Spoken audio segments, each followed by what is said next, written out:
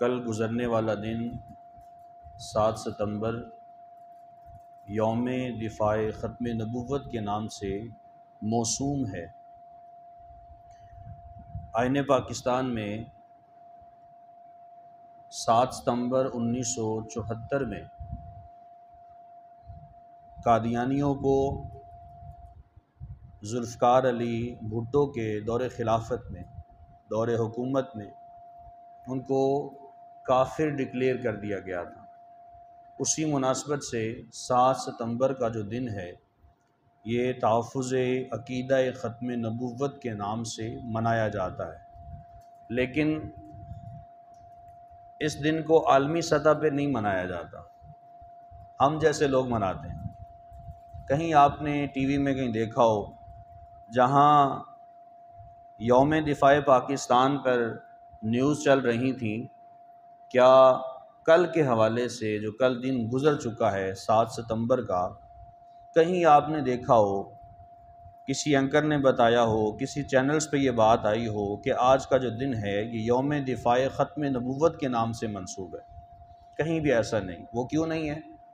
کیونکہ M P A M N A سے لے کر حکام بالا تک بڑے بڑے جو لیڈر ہیں اور ہماری عسکری قیادت ہے، ہمارے جو فلاحی اور ریاستی ادارے ہیں، ان میں قادیانی بیٹھے ہیں، وہ بات کر ہی نہیں سکتے، ان کی زبان بندی کروائی جاتی، ان کے زبانوں میں ڈالر ڈالے جاتے ہیں، ریال ان کے منہ میں پھینکے جاتے ہیں، ان کے منہ میں پیسہ ڈالا جاتا ہے، وہ بول ہی نہیں سکتے، وہ حق اور سچ کی بات وہ نہیں کر سکتے، ان کے منہ کو تالے لگائے جاتے ہیں۔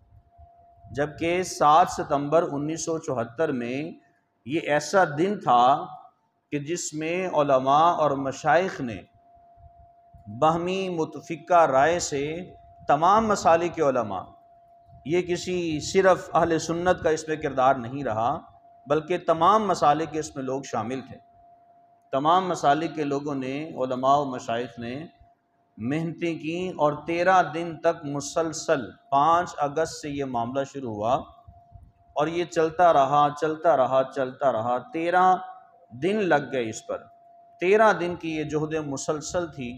اس کے بعد ایک کمیٹی تشکیل دی گئی اور یہ بتایا گیا کہ اب جو معاملہ ہے وہ یہ کہ قادیانی جو ہیں وہ دائرہ اسلام سے خارج ہیں، وہ مسلمان نہیں ہیں، اور حتمی جو فیصلہ ہوا وہ 7 ستمبر 1974 کو ہوا تھا، جس پہ ذوالفقار علی بھٹو نے سائن کرتے ہوئے کہا تھا اس بل کے اوپر، آئین پاکستان کے اوپر، کہ آج میں اپنی موت پر دستخط کر رہا ہوں۔ ذوالفقار علی بھٹو کو جب پھانسی دی گئی ہے تو اس کے پس پردہ یہ مسئلہ بھی تھا کہ اس نے قادیانیوں کو کافر ڈکلیئر کروانے میں اپنا کردار ادا کیا۔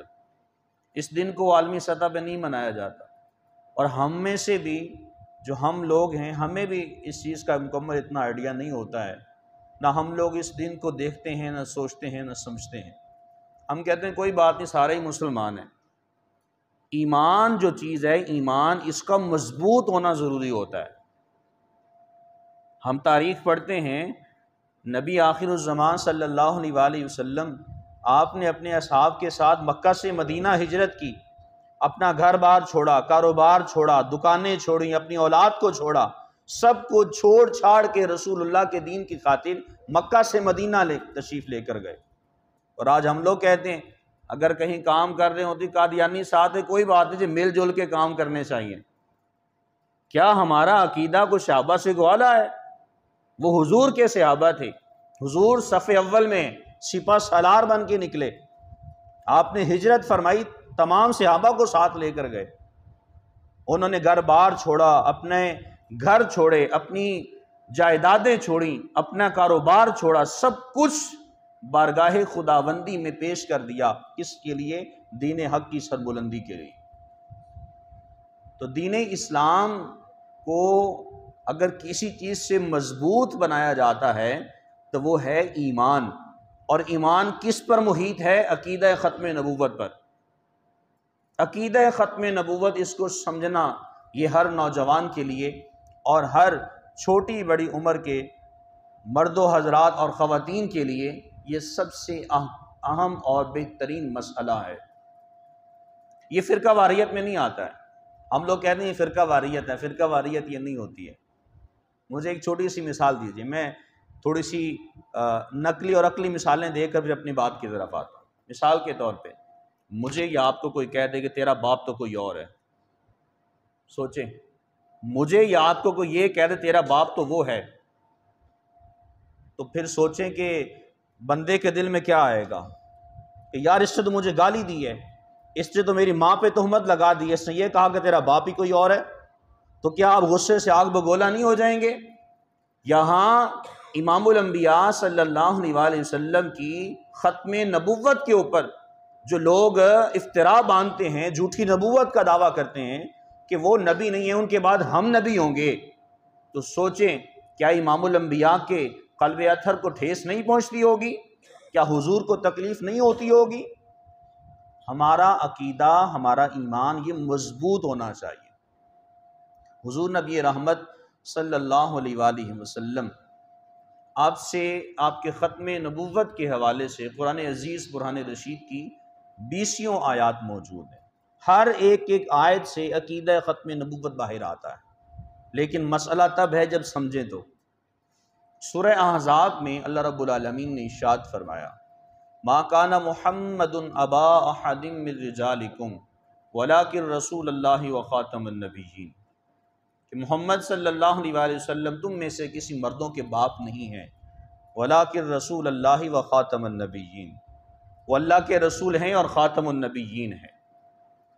یہ وہ آیت مقدسہ ہے جو قادیانیوں کے لیے زہر قاتل ہے، مر جاتے ہیں اس آیت کو سن کر. وہ جس آیت میں یہ فرمایا جا رہا ہے کہ امت مصطفیٰ کریم علیہ السلام کے لیڈر اور آخری نبی جو ہیں وہ امام الانبیاء صلی اللہ علیہ وسلم کی ذات گرامی ہے. اور دوسرے مقام پہ ارشاد فرمایا الیوم اکملت لکم دینکم واتممت علیکم نعمتی ورضیت لکم الاسلام دینا. یہ سب سے آخری آیت مقدسہ ہے، پورے قرآن پاک کی سب سے آخری آیت کریمہ یہ نازل ہوئی تھی. سب سے پہلی سورہ علق کی پہلی 5 آیات وہ نازل ہوئی، اور سب سے آخری آیت مقدسہ الیوم اکملت لکم دینکم واتممت علیکم نعمتی ورضیت لکم الاسلام دینا. اس آیت مقدسہ سے بھی عقیدہ ختم نبوت سامنے آ رہا ہے. فرمایا الیوم اکملت لکم دینکم، لوگو آج کے دن میں نے تمہارا دین مکمل کر دیا ہے. واتممت، اور میں نے اپنی جو نعمت ہے تمہارے اوپر اس کو پورا کر دیا ہے. الیوم اکملت لکم دینکم واتممت علیکم نعمتی ورضیت لکم الاسلام دینا. میں نے اپنی نعمت کو تمہارے اوپر پورا کر دیا اور تمہارے لیے دین اسلام پہ میں راضی ہو گیا ہوں. یہ مالک کائنات کا فرمان عالی شان ہے. متعدد مقامات پر قل یا ایھا الناس انی رسول اللہ الیکم جمیعا، اے پیارے محبوب صلی اللہ علیہ وسلم آپ فرما دیجئے اے لوگو انی رسول اللہ الیکم جمیعا، بے شک میں تم سب کی طرف اللہ کی طرف سے رسول بن کر آیا. وما ارسلناک الا رحمۃ للعالمین. جا بجا مقامات پر یہی بتایا جا رہا ہے کہ جو عقیدہ ختم نبوت ہے وہ ہمارے ایمان کی بنیاد ہے. جو ختم نبوت ہے یہ ہمارے دین کا بہترین اور سب سے اہم ترین حصہ ہے، اس کو فراموش نہیں کرنا ہے. نبی آخر الزمان صلی اللہ علیہ وسلم آپ کی تشریف آوری امت کے لیے باعث رحمت اور باعث سعادت ہے. آقا علیہ الصلوۃ والتسلیم نے ارشاد فرمایا، حضرت سیدنا ابو ہریرہ رضی اللہ تعالی عنہ آپ اس حدیث طیبہ کے راوی ہیں، فرماتے ہیں کانت بنو اسرائیل تسوسہم الانبیاء. فرماتے ہیں آقا دو جہاں صلی اللہ علیہ وسلم نے ارشاد فرمایا کہ انبیاء کرام علیہم السلام قوم بنی اسرائیل میں سے پے در پے تشریف لاتے رہتے. کلما ہلک نبی خلفہ، جب ان میں سے کوئی ایک نبی دنیا سے تشریف لے کے چلے جاتے تو دوسرا نبی ان کی قیادت کو سنبھال لیتا. 70,000 انبیاء کرام قوم بنی اسرائیل میں سے، صرف قوم بنی اسرائیل میں سے اللہ رب العالمین نے مبعوث فرمائے. 70,000 انبیاء، اور مکمل تعداد کتنی ہے؟ 1,24,000 کم و بیش، یہ انبیاء کی تعداد۔ سب سے زیادہ انبیاء جو ہیں قوم بنی اسرائیل میں سے مبعوث کیے گئے۔ تو آقا علیہ السلام نے ارشاد فرمایا قوم بنی اسرائیل میں سے اللہ رب العالمین جل شانہ انبیاء کرام علیہ السلام کو مبعوث فرماتا رہا۔ جب ان میں سے کوئی ایک نبی دنیا سے چلے جاتے تو دوسرے نبی ان کی قیادت کو سنبھال لیتے۔ آقا علیہ السلام نے ارشاد فرمایا وَإِنَّهُ لَا نَبِيَّ بَعْدِي، قوم بنی اسرائیل کا معاملہ یہ تھا کہ ایک نبی دنیا سے چلے جاتے تو دوسرا نبی ان کی جگہ پر آ کے ان کی قیادت کو سنبھال لیتا۔ وَإِنَّهُ لَا نَبِيَّ بَعْدِي، میرے بعد کوئی نبی نہیں آئے گا، میرے اوپر آ کر جو ختم نبوت ہے، نبوت کا جو دروازہ ہے وہ بند ہو جائے گا، میرے بعد کوئی نبی نہیں آئے گا۔ کون آئے گا؟ آگے آقا علیہ السلام نے ارشاد فرما دیا وَسَيَكُونُ خُلَفَاءُ فَيَكْثُرُونَ، میرے بعد اگر کوئی آئیں گے تو وہ میرے خلفاء ہوں گے۔ یہاں سے حضور علیہ السلام نے ابوبکر صدیق، فاروق اعظم، عثمان غنی، مولا کائنات کی طرف اشارہ فرمایا۔ میرے بعد کوئی نبی نہیں آئے گا، لیکن جو بھی آئیں گے وہ میرے خلفاء ہوں گے۔ فَيَكْثُرُونَ، اور وہ کثیر صحابہ ہوں گے، وہ کثیر تعداد میں ہوں گے۔ آقا علیہ الصلوۃ والتسلیم نے اپنی زبان مبارکہ سے اپنی ہی حیات طیبہ میں فرما دیا تھا کہ میرے بعد کوئی نبی نہیں آئے گا۔ اور آقا علیہ الصلوۃ والتسلیم کی وہ سب سے معروف و مشہور وہ حدیث خود بھی یاد رکھیں، بچوں کو بھی بتایا کریں، اور میں آپ کو نصیحت کرتا ہوں اپنے گھروں کے اندر جو دروازے ہیں دروازوں کے اوپر بھی لکھ کر لگائیں، اور روزانہ کی بنیاد پہ عقیدہ ختم نبوت پر اپنے بچوں کو احادیث یاد کروانی چاہیے۔ ہماری نوجوان نسل کو نہیں پتہ ہوتا ہے قادیانی کون ہے، ہمارے نوجوان بچوں کو نہیں پتہ ہے عقیدہ ختم نبوت، بڑوں کو نہیں پتہ، چھوٹوں کو کہاں پتہ ہوگا۔ اور اگر کوئی آدمی بات کرتا ہے تو کہتے ہیں نہیں بات کرنے کی ضرورت ہی کیا ہے بھائی یہاں پر اگر نور جہاں کی طرز میں کوئی گانے سنائے جائیں، کوئی نغمے سنائے جائیں تو وہ اچھا ہوگا، اور بلے بلے اور واہ واہ کرنے والا خطیب ہو جائے تو وہ اچھا ہے، وہ قبول ہے، لیکن جو صحیح طور پہ حقیقت مسئلہ کو بیان کرے اس پہ آ کر ہم لوگ جو ہے نا اپنے تیور چڑھا لیتے ہیں۔ تو عقیدہ ختم نبوت پر جو مسائل ہیں، جو احادیث ہیں، جو قرآنی آیات ہیں، خود بھی یاد کریں، اپنے بچوں کو بھی بتائیں۔ آقا علیہ الصلوۃ والتسلیم نے ارشاد فرمایا انا خاتم النبیین لا نبی بعدی، بالکل مختصر حدیث ہے، بالکل مختصر، سنتے بھی ہیں، پڑھتے بھی ہیں، لکھی ہوئی دیکھتے بھی ہیں۔ انا خاتم النبیین لا نبی بعدی، لوگوں میں سب سے نبیوں میں سب سے آخر ہوں، میرے بعد کوئی نبی نہیں آئے گا۔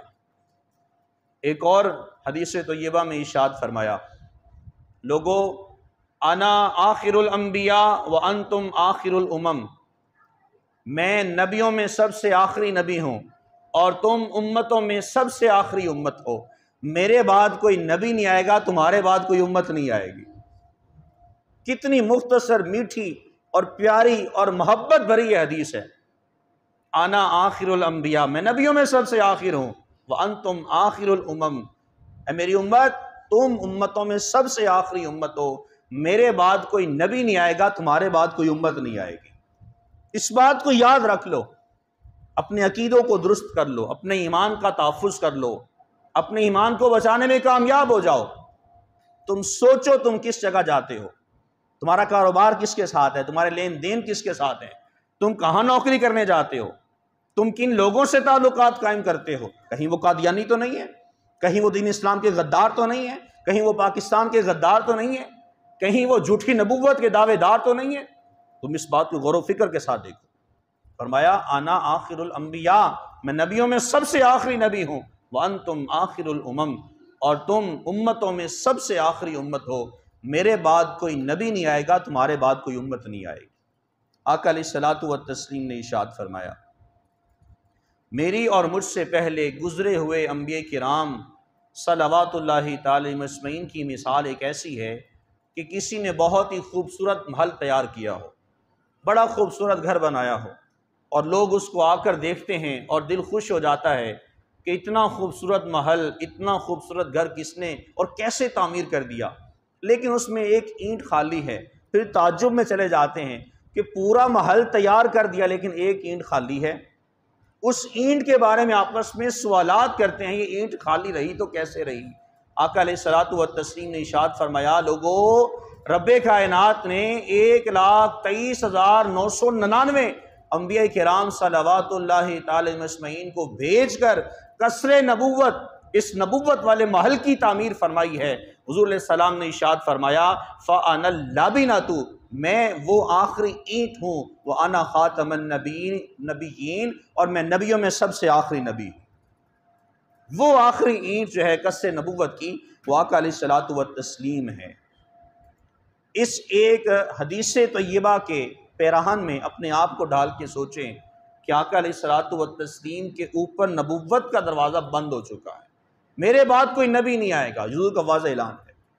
ہاں، وہ ایک حدیث موجود ہے جس کے بارے میں حضور نے فرمایا تھا اگر میرے بعد کوئی نبی ہوتا عمر ابن خطاب ہوتے۔ یہ ان کی شان و عظمت تھی، ان کی فضیلت تھی، ان کی شان و عظمت تھی، شان صحابہ، شان فاروقی کو بیان کرنا تھا۔ اگر میرے بعد کوئی نبی ہوتا تو وہ میرا عمر ابن خطاب ہوتا، یہ تھا۔ لیکن جب حضور نے دنیا میں ہی فرما دیا تھا انا خاتم النبیین لا نبی بعدی، میں لوگوں میں سب سے آخری نبی ہوں، تمام انبیاء میں سب سے آخری نبی ہوں، میرے بعد کوئی نبی آنے والا نہیں ہے۔ یہ حضور علیہ السلام کا دبنگ اعلان ہے جو حضور علیہ السلام نے اپنی حیات طیبہ میں امت تک پہنچا دیا تھا۔ لیکن امت اپنے عقیدے میں آ کے ڈاواں ڈول ہو جاتی ہے، امت اپنے مسائل میں آ کے الجھ جاتی ہے۔ امت کی جو تمام مسائل کا حل ہے وہ اس طرف نہیں ہے۔ اپنی لڑائیاں جھگڑے ختم نہیں ہوتے، اپنے مسائل ہی ختم نہیں ہوتے، دین اسلام کو سمجھنا تو بڑی دور کی بات ہے۔ اپنے گھر کے مسائل ہی ختم نہیں ہوتے ہیں، اپنے کاروباری معاملات ہی ختم نہیں ہوتے ہیں، اپنے نوکری کے معاملات ختم نہیں ہوتے ہیں۔ رزق کی تلاش میں اس قدر آگے تک چلے گئے، دین اسلام کو پیچھے ڈال دیا، جبکہ دین اسلام سب سے اول تھا۔ صحابہ کرام علیہم الرضوان بارگاہ مصطفیٰ کریم صلی اللہ علیہ وسلم میں آ کر دینی مسائل کو سیکھا کرتے تھے، شریعت مطہرہ کے بہترین تقاضوں پر عمل پیرا ہوا کرتے تھے۔ آقا علیہ السلام کے صحابہ کی یہ شان ہے۔ آقا علیہ الصلوۃ والتسلیم نے ارشاد فرمایا فضلت علی الانبیاء ست، حضور علیہ السلام نے ارشاد فرمایا کہ مجھے باقی تمام انبیاء کرام علیہم السلام پر مجھے 6 چیزوں پر فضیلت عطا کی گئی۔ تمام انبیاء تشریف لے کر آئے، اللہ نے ان کو اعلیٰ اعلیٰ مقام عطا کیے، لیکن مجھے ایسی 6 چیزیں عطا کی گئی ہیں جو میرے سوا کسی بھی نبی کو عطا نہیں کی گئی۔ حضور علیہ السلام نے ارشاد فرمایا اعطیت جوامع الکلم، مجھے جوامع الکلم بنایا گیا ہے، میں ایسے لفظ اپنی زبان سے ادا کرتا ہوں جو الفاظ تو مختصر ہوتے ہیں لیکن ان کے اندر سمندر پوشیدہ ہوتا ہے۔ پورے سمندر کو ایک کوزے اور پیالے کے اندر بند کر کے مجھے اللہ رب العالمین یہ ملکہ عطا فرمایا ہے، میں اپنی زبان سے 2 لفظ ہی ادا کرتا ہوں، میری امت اس بات کو سمجھ جاتی ہے، میرے صحابہ اس بات کو سمجھ جاتے ہیں۔ آقا علیہ السلام نے ارشاد فرمایا کہ مجھے جوامع الکلم عطا کیا گیا ہے، مجھے مختصر بات کے ذریعے سے امت تک پیغام پہنچانے کی یہ حیثیت، طاقت اور قوت مجھے عطا کی گئی ہے۔ دوسری بات ارشاد فرمائی وَنُصِرْتُ بِالرُّعْبِ، اور رعب کے ذریعے سے میری مدد کی گئی۔ تیسری بات ارشاد فرمائی وَأَحِلَّتْ إِلَى الْغَنَائِمِ، اور مال غنیمت کو میرے لیے حلال کیا گیا ہے جو مجھ سے پہلے کسی نبی کے لیے حلال نہیں تھی۔ وَجُعِلَتْ لِيَ الْأَرْضُ طُهُورًا وَمَسْجِدًا، اور میرے لیے روئے زمین کو مسجد بھی بنایا گیا ہے اور لوگوں کے لیے تیمم کرنے کی جگہ بھی بنایا گیا ہے، جبکہ سابق انبیاء کے لیے، ان کی امتوں کے لیے حکم یہ تھا وہ ایک ہی جگہ پر کھڑے ہو کر اللہ کی عبادت کر سکتے تھے۔ میری امت کے لیے اعزاز ہے کہ وہ جہاں چاہیں، چاہے وہ کام پہ ہیں، چاہے وہ گھر پہ ہیں، کالج میں ہیں، یونیورسٹی میں ہیں، آفس میں ہیں، جہاں کہیں بھی ہیں، وہیں پہ وہ نماز ادا کر لیتے، وہی ان کی مسجد کہلاتی ہے۔ میری امت کے لیے اور میرے لیے رب کائنات نے ہر زمین کے ہر ایک حصے کو میرے لیے حلال بنایا ہے۔ پانچویں بات ارشاد فرمائی مجھے اللہ رب العالمین جل شانہ نے پوری مخلوق کی طرف رسول بنا کر مبعوث فرمایا ہے۔ اور چھٹی بات ارشاد فرمائی مجھے تمام انبیاء کرام صلوات اللہ تعالی علیہ اجمعین پر جو فضیلت عطا کی گئی ہے وہ یہ ہے کہ نبوت کا جو سلسلہ ہے وہ میری ذات پہ آ کے بند ہو گیا ہے۔ انا خاتم النبیین لا نبی بعدی، میں آخری نبی ہوں، میرے بعد کوئی نبی نہیں آئے گا۔ اللہ تعالیٰ نے میرے اوپر آ کر نبوت کا سلسلہ بند کر دیا ہے، میرے بعد کوئی نبی آنے والا نہیں ہے، اگر میرے بعد کوئی نبی آتا ہے تو وہ جھوٹی نبوت کا دعویٰ کرنے والا ہوگا۔ حضرت ثوبان رضی اللہ تعالیٰ عنہ ارشاد فرماتے ہیں، آقا علیہ السلام نے ارشاد فرمایا وَإِنَّهُ سَيَكُونُ فِي أُمَّتِي كَذَّابُونَ ثَلَاثُونَ، حضور علیہ السلام نے ارشاد فرمایا کہ ان قریب میری امت میں 30 جھوٹے کذاب آئیں گے، 30 کذاب آئیں گے جو جھوٹی نبوت کے دعوے کرنے والے ہوں گے۔ کلہم یزعم انہ نبی، ان میں سے ہر ایک اس بات کا دعویٰ کرے گا کہ میں نبی ہوں۔ 30 جھوٹے کذاب آئیں گے، 30 ایسے لوگ آئیں گے۔ حضور علیہ السلام ابھی حیات ہیں اور اپنی زندگی میں ہی آپ علیہ السلام نے فرما دیا تھا کہ ان قریب ایسے لوگ آئیں گے جو 30 لوگ ہوں گے، اور 30 لوگ وہ ہوں گے جو جھوٹی نبوت کے دعوے کریں گے، دعوے دار بنیں گے کہ میں نبی ہوں۔ کلہم یزعم انہ نبی، حضور علیہ السلام نے ارشاد فرمایا ان میں سے ہر ایک یہ گمان کرے گا کہ میں اللہ کا نبی ہوں۔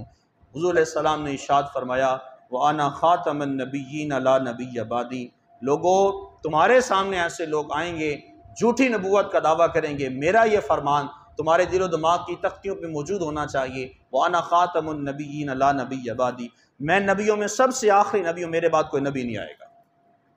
تاریخ نے دیکھا کسی بدبخت شخص نے کہا کہ اگر مسلمانوں کو کمزور کرنا چاہتے ہو تو ان کی زندگی سے 4 چیزیں نکال دو۔ اگر تم مسلمانوں کو کمزور کرنا چاہتے ہو تو مسلمانوں کی زندگی سے 4 چیزوں کو نکال دو۔ سب سے پہلی بات یہ کہا یہ گیا کہ اگر مسلمانوں کو کمزور کرنا چاہتے ہو تو ان کی زندگیوں سے قرآن ختم کر دو، ان کے دلوں میں قرآن کی نفرت پیدا کر دو، یہ قرآن سے متنفر ہو جائیں۔ یہ قرآن مجید پڑھتے ہیں، ان کا ایمانی جذبہ اور مضبوط ہو جاتا ہے۔ ان کی زندگیوں سے قرآن کو نکال دو، ان کی صبح ان کی شام قرآن سے ہوتی ہے، قرآن پہ ختم ہوتی ہے، یہ قرآن کے تقاضوں کے مطابق اپنی زندگی کو گزارتے ہیں۔ تو کہا کہ ان کی زندگی سے قرآن کو نکال دو۔ دوسری بات یہ کہی گئی کہ اگر تم مسلمانوں کو کمزور کرنا چاہتے ہو تو ان کی زندگی سے حج کو ختم کر دو، کہ یہ لوگ حج سے بڑی محبت کرنے والے ہیں، لاکھوں روپیہ لگا کر یہ حج کرنے جاتے ہیں، ان کا ایمانی جذبہ بڑا مضبوط ہو جاتا ہے۔ ان کی زندگی سے حج کو ختم کر دو، حج کے بارے میں ان کے دلوں میں نفرت ڈال دو، ان کے پاس کروڑوں روپیہ بھی ہوگا لیکن حج کرنے کے لیے نہیں جائیں گے۔ اور تیسری بات یہ کہی گئی اگر تم ان کے دل سے جذبہ ایمانی کو نکالنا چاہتے ہو، مسلمانوں کو کمزور کرنا چاہتے ہو تو ان کی زندگی سے جہاد کا خاتمہ کر دیا جائے، جہاد کو ختم کر دیا جائے۔ اور چوتھی بات اس بدبخت نے یہ کہی کہ اگر مسلمانوں کو کمزور کرنا چاہتے ہو تو یہ کرو کہ ان کے سینوں سے عشق مصطفیٰ کو نکال دو۔ ان کے سینوں میں عشق مصطفیٰ اس قدر ہے، وہ فاقہ کش کے موت سے ڈرتا نہیں ذرا، روح محمد اس کے بدن سے نکال دو، روح محمد اس کے بدن سے نکال دو۔ یہ فاقہ کش ہے، مزدور ہے، غریب ہے، یہ روٹی سوٹی عام سی روٹی کھا کر بھی یہ گزارا کر لیتا ہے، جب بات آتی ہے عشق مصطفیٰ بھی اس پہ سمجھوتا نہیں کرتا ہے۔ روح محمد کو اس کے بدن سے نکال دو اگر چاہتے ہو کسی مسلمان کو کمزور کرنا، لیکن ایسا نہیں ہو سکتا۔ مسلمان اپنی غربت پہ سمجھوتا کر جاتا ہے، عشق مصطفیٰ پہ سمجھوتا نہیں کر سکتا ہے۔